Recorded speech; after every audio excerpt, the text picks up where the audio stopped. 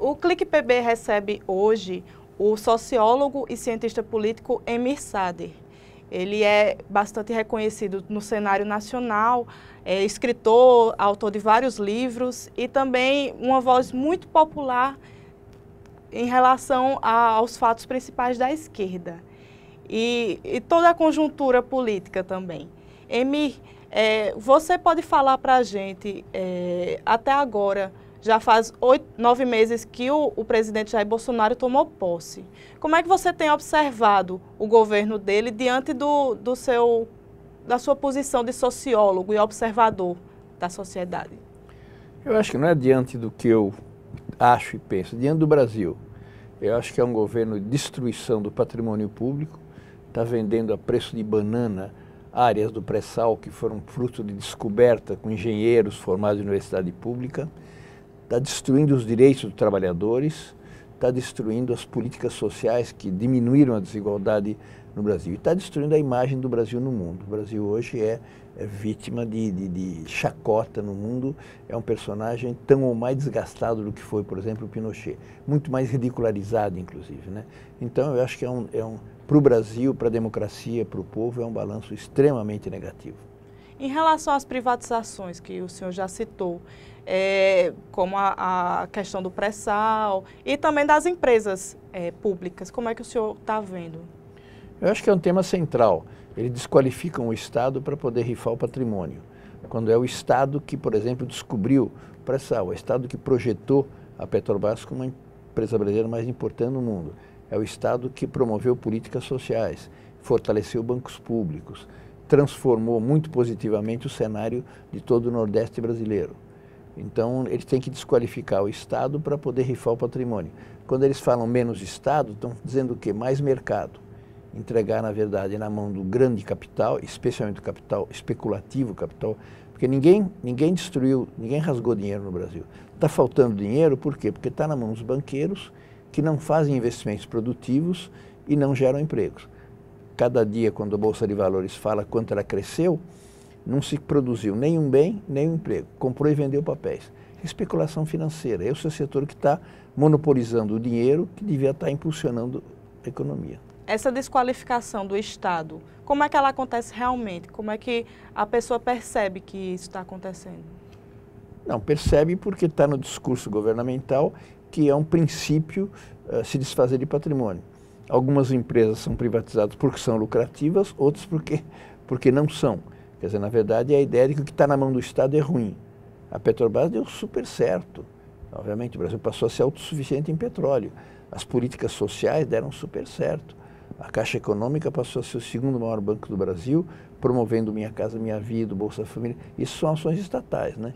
Então, eles têm que diabolizar o Estado para rifar o patrimônio e colocar nas mãos de quem? Não é nem empresário brasileiro, é empresários internacionais. E não é um pouco contraditório o próprio Estado fazendo essa rifa dele mesmo? É um Estado que está a serviço do mercado, é a serviço do capital financeiro, a serviço dos bancos, né? Na verdade, quem está ganhando dinheiro hoje no Brasil? Os bancos. Por que o empresariado está contente apesar do desprestígio do governo? Porque o modelo econômico neoliberal está sendo levado adiante pelo Guedes, independentemente de todo o resto. Então, não tem voz do empresariado descontente porque o governo fala a favor da tortura, fala dizendo que não houve ditadura, desprestigia o nome do Brasil lá fora. Só lhes interessam os efeitos econômicos. Eventualmente vai vender menos soja, tá? Mas só a questão econômica, os interesses deles. A imagem do Brasil não lhes importa, né? E falando também sobre essa imagem do Brasil, um dos pontos que vem sendo bastante debatido nesse governo são as relações internacionais. Como é que o Brasil está sendo visto lá fora, tanto por parte da questão ambiental, do meio ambiente, quanto das declarações. Recentemente, o Bolsonaro fez umas gracinhas, digamos assim, em relação à esposa do presidente da França. E a mãe da Bachelet, o pai da Bachelet, Sim. Que foi morto na tortura. Exato. Quer dizer, coisas absolutamente não só deselegantes, como desqualificadoras de quem resistiu à ditadura do Pinochet. Porque ele retomou aquela ideia que não houve golpe no Brasil. Não foi ditadura. porque foi evitar que o comunismo internacional se apoie. Argumentos velhos da época da Guerra Fria, para evitar uma ditadura e estabelecer a maior ditadura que o Brasil já teve. Então são argumentos, na verdade, não devia um presidente poder tomar posse sem estar comprometido com o Estado de Direito, sem estar com a democracia, até mesmo com a condenação da tortura, que é um crime inafiançável, né? Então ele está fazendo apologia de coisas que, na verdade, estão na contramão do direito internacional e da democracia e do Estado de Direito no Brasil. E que caminhos que a gente pode chegar com esse presidente? Nós temos que derrubar esse presidente, não é possível. É desmoralizante para os meios de comunicação, para a democracia, para o povo, para as mulheres, uma pessoa que defende essas coisas, né? Não sei qual a via, mas nós temos que derrubar esse presidente, seja por impeachment, o que quer que seja, é incompatível. Hoje o que ele defende não representa a maioria do povo brasileiro, nem pensar. As pesquisas dizem que se é aquele núcleo duro de 12% é que está com ele, uma parte deles evangélicos, né? E ele acha que ele foi eleito, ele pode fazer o que ele... Eu tenho a impressão que na cabeça dele, ele está preocupado com a nomeação do filho como embaixador e a não condenação dos outros filhos. Quer dizer, o resto é tudo secundário, comprando parlamentares, nomeando gente, para ter essa dúvida. Não pensa no país, não pensa no desemprego, nada disso, né? Então ele é absolutamente incompatível com qualquer visão que a gente tenha de país e democracia. E diante disso tudo, Emi, como é que a gente pode solucionar esse impasse governamental? Porque, apesar de tudo, ele foi eleito por vias democráticas. Ele foi eleito por uma falsificação da vontade popular. O Lula ganharia no primeiro turno. Não fosse aquela monstruosa operação de WhatsApp, que inclusive a própria Folha de São Paulo denunciou os nomes, as quantias pelas quais os empresários estavam patrocinando aquilo através do WhatsApp, com mentiras evidentes, e o Supremo Tribunal Eleitoral falou que tudo bem. Então, na verdade, é uma falsificação da vontade popular. O Haddad estava na frente dele até montarem aquela... E as pesquisas mostram que foi aquilo, foi aquela rejeição do Haddad, que supostamente o ministro da Educação repartia aquela mamadeira nas escolas, e que acabou sendo um fator. Então, na verdade, foi um governo eleito de maneira fraudulenta e gerou um governo fraudulento, né? Então, é um governo das fake news? Ah, sim, e dá mamadeira, não é qualquer fake news. Quero dizer que eu estou aproveitando minha viagem pelo Nordeste para lançar o meu livro Lula e a Esquerda do Século XXI. Fala sobre o que o livro? Neoliberalismo e pós-neoliberalismo no Brasil e na América Latina, diz o subtítulo. E o senhor pode falar um pouco sobre o livro também? É fazer um balanço do Brasil do século XXI, tomando o Lula como trajetória, porque ele foi o principal protagonista das transformações positivas e depois é a vítima das transformações negativas. E ele é quem melhor percebeu a forma de lutar contra o neoliberalismo, que é de fato o coração, a alma, se é que tem coração e alma, o capitalismo do século XXI. Falando ainda sobre Lula, o senhor já citou ele em relação às eleições de 2018, aliás, e como é que já são mais de 500 dias preso, como é que está sendo essa manutenção da prisão do presidente? Eu acho que a gente já sabia várias coisas que o Intercept confirmou. Quer dizer, na realidade, ficou um clima insuportável, porque o Supremo Tribunal Federal considera o Moro isento para julgar o Lula. Já sabia que não era isento. Agora, com essas declarações, fica claro que houve manipulação jurídica e política na direção de persegui-lo. Então, a situação grave é a seguinte: o Dallagnol vai ter alguma suspensão, mas a questão central é o Moro. Está pendente, tinha uma matéria ontem na Folha, está pendente de duas decisões importantes do STF. Em alguma delas podem considerar que o Moro não é isento, que é uma realidade. Ao fazer isso, estaria simplesmente canceladas as acusações, os processos e a condenação do Lula. Essa é a situação, está nas mãos do STF recolocar o Estado de Direito nos seus trilhos, né? O senhor acredita que existe uma confabulação do judiciário a respeito?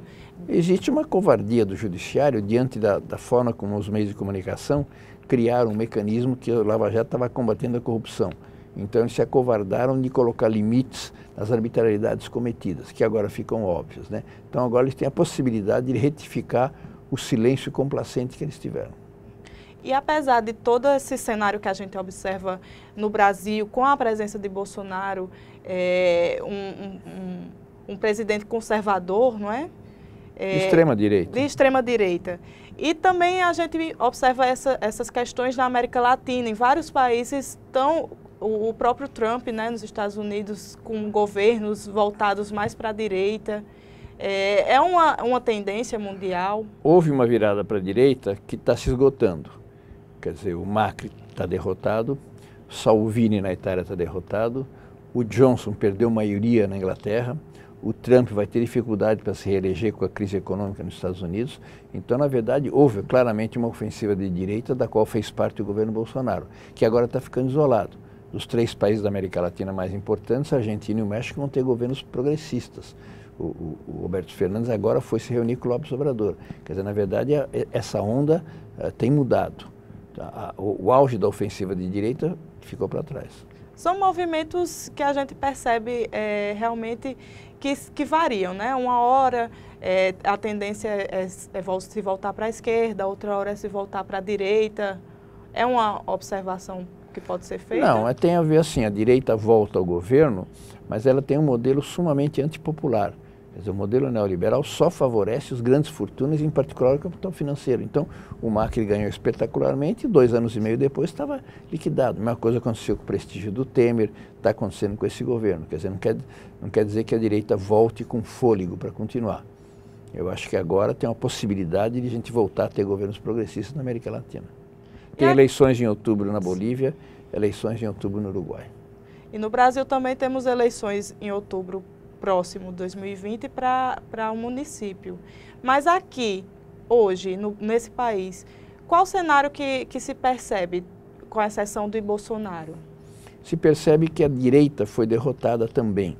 Só tem esquerda e extrema-direita. Então é uma polarização forte e dá por um lado é desvantajoso, porque é preciso ter um setor mais moderado, de centro, que não tem. Mas por outro lado dá espaço para a esquerda crescer, porque ela não está disputando com os tucanos agora, está disputando com uma perspectiva que não tem apoio popular. Se ele vai lançar candidatos de extrema-direita, vamos ver o que vai acontecer, né? Então o PSDB já está fora do jogo.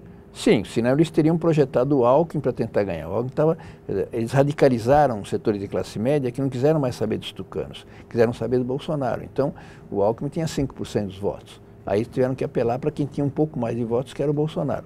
Os tucanos são um cadáver político. E se as pesquisas, as análises políticas, observam que o cenário da extrema-direita, o extremo mais extremo, é tão pequeno, como é que o Bolsonaro ainda tem tanta força? Não, ele tem, segundo as pesquisas, 12% de votos, o que não é pouco, considerado que os tucanos devem ter nada. Então, a linha dele é impedir que outro candidato na direita apareça como alternativa para o empresariado, por exemplo. Então, ele polarizar com a esquerda, com o PT em particular, mas impedir que outros então ele acaba tendo um certo caudal de votos. É minoritário, mas que outro candidato, que outra força de direita tem força? Nenhuma outra liderança da direita, né? Isso, mas tem o Witzel e o Dória já estão aí querendo se mostrar como futuros candidatos. O Alckmin, olha, o Alckmin era governador de São Paulo e teve 5% dos votos. Que apoio o Dória pode ter? O Witzel no Rio de Janeiro é monstruoso, ele pode ter apoios de alguns setores, né? Mas o Rio de Janeiro tinha o caveirão, que era uma coisa horrível, a gente chegava nas favelas, aquela coisa preta. Agora tem caveirão de helicóptero, atirando na massa da população. Pode contentar alguns setores de classe média, né, que querem que a polícia elimine os jovens negros, mas não creio que ele vai ter projeção nacional com essa visão. Ao contrário, a direita vai ter que, de alguma maneira, moderar. Vamos ver se ela vai conquistar apoio popular, né? Existe um limite, o senhor acredita, até que ponto é que esses governantes de extrema-direita conseguem se manter no poder? Eu acho que o Macri demonstrou que ele perdeu a classe média vítima do modelo econômico, voltou para a esquerda. Eu acho que esse é o termômetro fundamental. Quando ele vai ter só setores mais radicalizados, evangélicos, mas setores de formadores de opinião pública, grande parte estão abandonando ele, né? Ótimo. E em relação, Emi, à questão da saída para a esquerda, o senhor está falando que a extrema-direita vai chegar num dia que vai se esgotar, mas e a esquerda, como é que vai se sobrepor a isso? Como é que vai conseguir? A esquerda tem um modelo, a esquerda foi quem, outro dia o Bolsonaro falou que onde a esquerda deu certo aqui no Brasil. Distribuiu renda, ganhou 4 eleições, transformou o Nordeste de maneira extremamente positiva, construiu uma quantidade de o Nordeste tem mais estudantes universitários que o Sul do Brasil. Diminuiu a desigualdade, não tinha gente abandonada no meio da rua, Então, o crescimento econômico com distribuição de renda, quem quer que leve a cabo, é o caminho para o Brasil. Hoje é só a esquerda, eu espero que outros setores também assumam isso. É progressista porque é incorporador de gente, mas é democrático, não é uma coisa anticapitalista, não é uma coisa radical, não. É simplesmente um consenso do bem-estar social, né? Mas atualmente a gente tem percebido uma espécie de cisão entre alguns nomes da esquerda. Talvez alguns queiram mais projeção do que outros. Tem alguma forma de se promover a união destes nomes? Não, como oposição, a esquerda está unida. Salvo algumas posições do Ciro Gomes, o resto é contra esse governo, resgata a democracia, contra o neoliberalismo. Tem unidade na esquerda. Que tem muitos pré-candidatos? Tem. Eu também achava que o Lula não ia candidato e muita gente era candidato à herança do Lula. E, na verdade, acho que o favorito para ganhar é quem for o candidato do Lula, seja ele mesmo, seja alguém que ele indique. Se viu que o Haddad tinha pouco conhecimento, depois foi projetado e teria ganho. Então, todo mundo é legítimo que seja pré-candidato. Agora, uma condição é de que o Lula, que é o grande líder nacional, apoie, né? E essa herança de Lula é transferível realmente? Talvez para ele mesmo, talvez para alguém outro, né? Então, o Haddad não era conhecido e se não fosse aquela operação monstruosa, aquela semana ele passou na frente do Bolsonaro, né? E hoje, o senhor vê algum nome despontando como detentor dessa herança? Não, a herança, quem decide é quem vai deixar a herança, né? Quer dizer, se ele achar que é o Haddad, vai ser o candidato forte, né? Eu acho que essa é a variável fundamental. Quem ele achar que é, não é por vontade própria, né? O senhor tem andado bastante, né, nesses últimos tempos aqui, principalmente pelo Nordeste. O senhor pode falar dessas andanças, o que é que tem observado? É andado pelo Brasil todo, mas essa semana em particular, segunda-feira foi Fortaleza, terça foi no Cariri, Ceará. Quarta no Ceará, quarta foi Teresina, ontem foi Campina Grande e hoje está aqui. Eu acho que há um sentimento de descontentamento generalizado, alguns por umas razões, alguns por efeitos da situação econômica, outros porque têm os seus direitos avassalados. Então, eu acho que há um descontentamento generalizado em relação ao governo federal. Tem que ter capacidade da esquerda de polarizar contra esse governo, de capitalizar tudo isso para aprofundar e acelerar o isolamento. Já está muito isolado. Para quem ganhou a eleição há pouco tempo, é uma queda muito grande de popularidade, né? E ele não tem mecanismo, nem percepção disso, né? Então, eu acho que sobretudo no Nordeste, mulheres e pobres são os que mais rejeitam ele, mais aceleraram a rejeição, né? Tem um dito popular já na internet, né, falando-se sobre os bolsominions arrependidos. E como é que o senhor observa esse cenário? Na verdade, muitos desses arrependidos sabiam o que ele era, mas queriam qualquer candidato menos o PT. Mesmo candidato moderado como Haddad, né? Então, tudo bem, ninguém vai pedir autocrítica deles nem nada, né? Até o Felipe Neto, né? Falou ontem que a condenação do Lula é um absurdo, até esse nível, né? Tudo bem, ninguém vai pedir. Agora, eles tinham consciência, Bolsonaro não era um Collor que ninguém sabia quem era, ou um Luciano Huck, eles sabiam a trajetória dele, o que ele falava, né? Eles votaram num candidato que fez apologia da tortura, que votou contra Dilma fazendo apologia do maior torturador do Brasil. Votaram nesse cara. Não estou dizendo que é tortura, mas é um crime brutal. Quer dizer, então, eles sabiam quem estavam votando, né? Agora estão decepcionados porque ele fracassou, porque ele falhou. Mesmo apareceu o Luciano Huck, analisei os dois e o PT nunca votaria, não disse por quê, nunca votaria. Mas diz que vamos dar uma chance para ele. Jornalistas eram mal informados, né, em relação ao que era, né? Então, tudo bem, bem-vindos, né? Bem-vindos, tarde do que nunca, já que estamos com provérbios, né?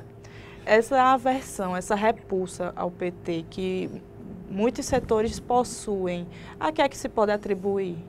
Olha, a pesquisa da Vox Populi mostrou que o fator determinante da vitória do Bolsonaro foi a rejeição forjada ao Haddad. A rejeição ao PT está lá, mas não era suficiente. Então, assim que o Lula ganhar no primeiro turno. Então, setores conservadores e classe média, ao invés de estar contentes que a massa da população melhorou as condições de vida, ou o Nordeste melhorou as condições de vida, tem repulsa. Aquela frase conhecidíssima, né, muito real, de que o aeroporto virou uma rodoviária, né? Era um privilégio nosso estar na fila do aeroporto, viajar de avião, né? Agora esses caras estão reencontrando os pobres na rodoviária, porque não podem mais viajar de avião, estão lá. Mas, em suma, essa ideia de olhar para baixo e ficar preocupado com a ascensão deles, que estão olhando para cima e tudo mais. Quando eles também melhoraram de vida, o Lula terminou o governo dele com 87% de apoio. Portanto, também os setores de classe média eram atendidos, né? Mas tem uma coisa conservadora na classe média de preconceito contra os setores mais pobres, né? E quem fez tudo isso, comandou isso, foi um nordestino, imigrante, líder sindical, que perdeu um dedo no acidente de trabalho na máquina, né?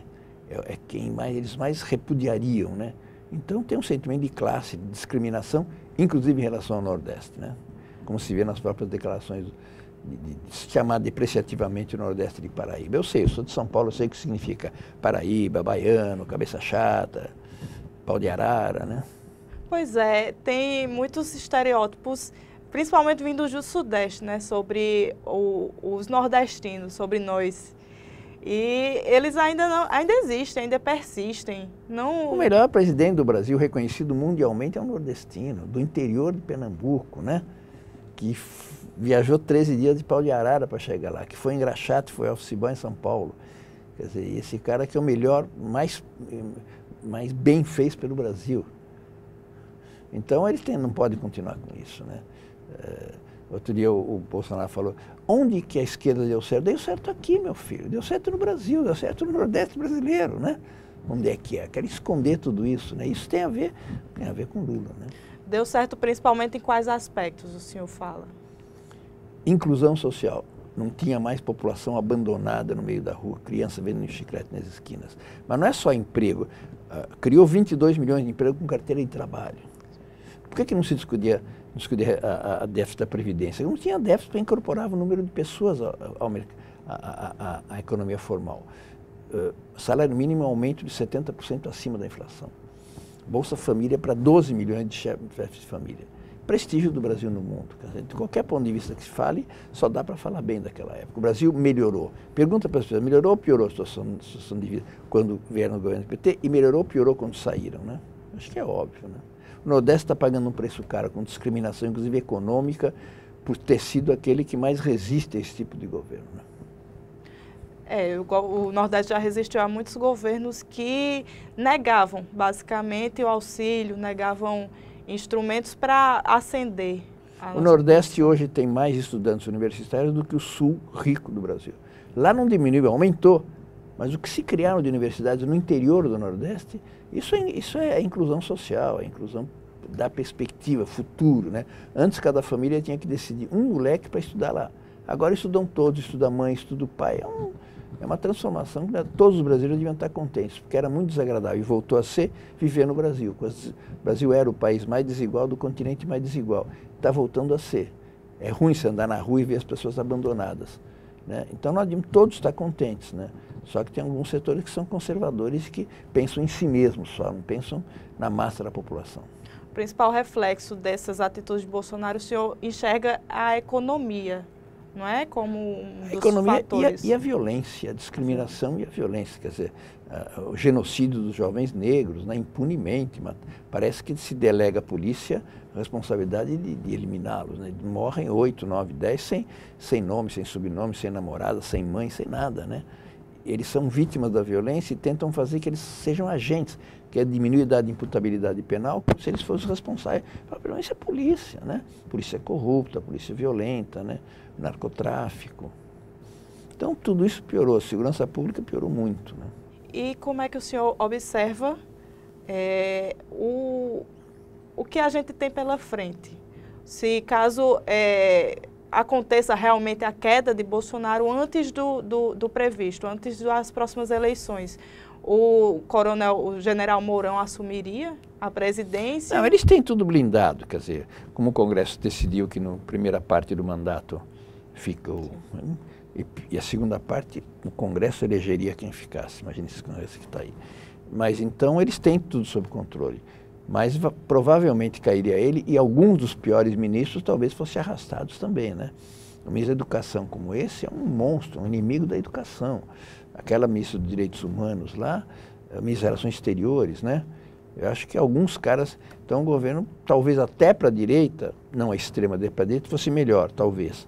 Mas pelo menos se derrubaria esse cara que fala em nome do Brasil, que fala em nome para o mundo, né? Então eu acho que derrotá-lo é um objetivo mesmo. A gente derrotou o Collor, ele não derrotou o modelo econômico neoliberal, mas foi importante derrubar um farsante, né? E é importante derrubar um troglodita como esse capitão que está aí, né? Então o general Mourão seria menos pior? Não sei, mas tirá-lo da jogada, ele foi o herói da direita, né? Então derrotá-lo é importante. Depois vamos ver que condições que vão se dar, né? A gente esteve hoje com o sociólogo Emir Sader, que participou, deu uma entrevista exclusiva para o Clique PB. Agradecemos muito a sua presença, Emir, o seu prestígio em vir até aqui para nos conceder a entrevista. Obrigado a vocês pelo espaço prestigioso.